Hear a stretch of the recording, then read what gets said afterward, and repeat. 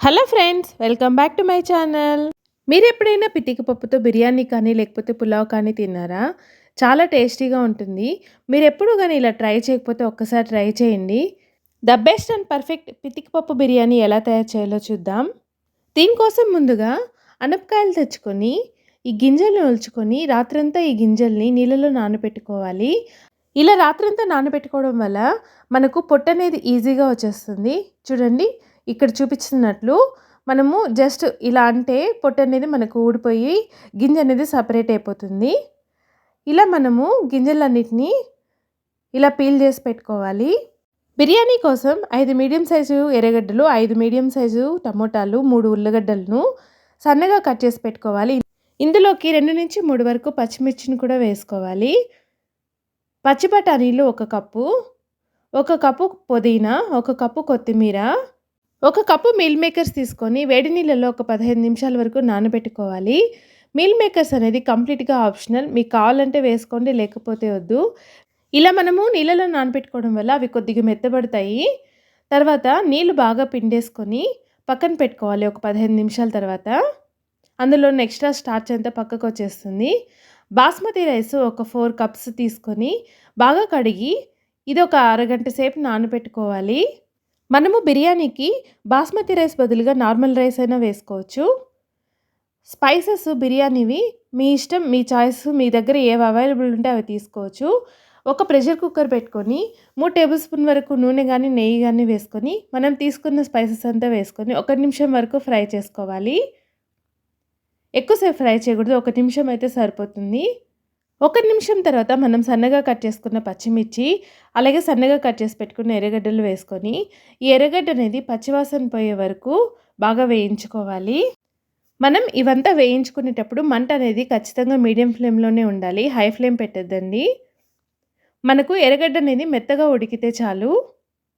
ఎర్రగడ్డ అనేది మనకు కొద్దిగా మెత్తబడ్డాక కొద్దిగా పచ్చి కరివేపాకు వేసుకొని బాగా కలుపుకోవాలి. ఇది 1 నిమిషం పాటు వేయించుకోవాలి కరివేపాకు వేసుకున్నాక. తర్వాత 2 టేబుల్ స్పూన్ల అల్లం తెల్లగడ్డ పేస్ట్ వేసుకోవాలి. ఇక్కడ నేను 4 కప్పులు రైస్ తీసుకున్నాను కాబట్టి కప్పుకు 1 టేబుల్ స్పూన్ లెక్కన 4 కప్పులకు 2 టేబుల్ స్పూన్ల అల్లం తెల్లగడ్డ పేస్ట్ వేసుకుంటున్నాను. పేస్ట్ వేసుకున్నాక అది పచ్చివాసన పోయే వరకు బాగా వేయించుకోవాలి. ఇప్పుడు మంటని కొంచెం మీడియం నుంచి హై ఫ్లేమ్కి పెట్టుకొని బాగా వేయించుకోవాలి. పచ్చివాసన పోయాక సన్నగా తరిగి పెట్టుకున్న టమోటా కూడా వేసుకొని టమోటా అనేది పూర్తిగా మెత్తబడే వరకు వేయించుకోవాలి.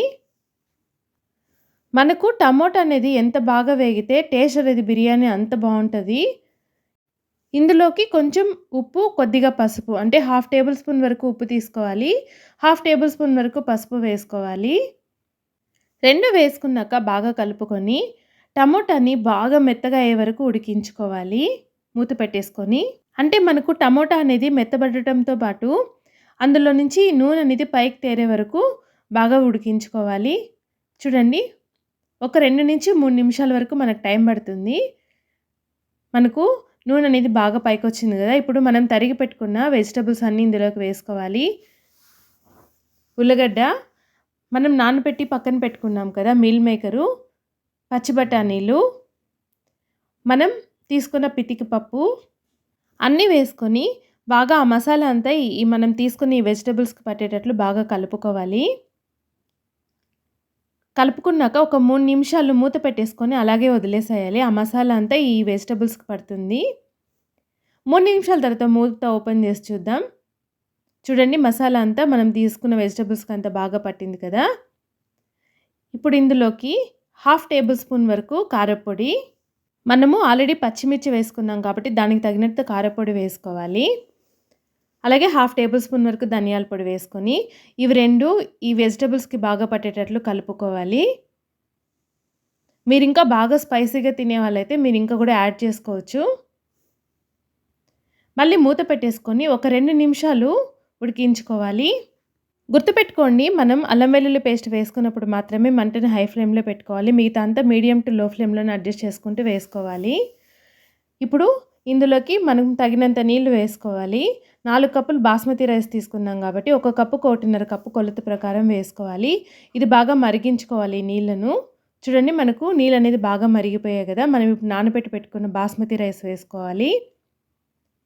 ఈ స్టేజ్‌లోనే మనము సాల్ట్ అనేది అడ్జస్ట్ చేసుకోవాలి. అప్పుడు మనం కొద్దిగా సాల్ట్ వేసుకున్నాం అంతే కదా!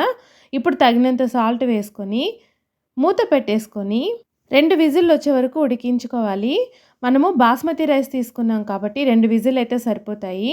అదే నార్మల్ రైస్ అయితే మనం తీసుకునే రైస్‌ని బట్టి ఒక విజిల్ ఎక్స్‌ట్రానో లేకపోతే సేమ్ విజిల్సో పెట్టుకోవచ్చు.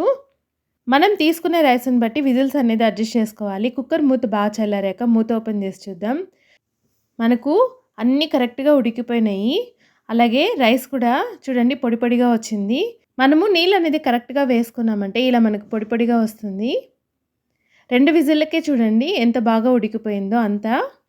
ఇప్పుడు టేస్టింగ్ టైమ్. టేస్ట్ అయితే సూపర్ అమేజింగ్‌గా ఉంది. మీరు కూడా ట్రై చేయండి. ఎలా వచ్చిందో నాకు కామెంట్ చేయండి. Thank you for watching.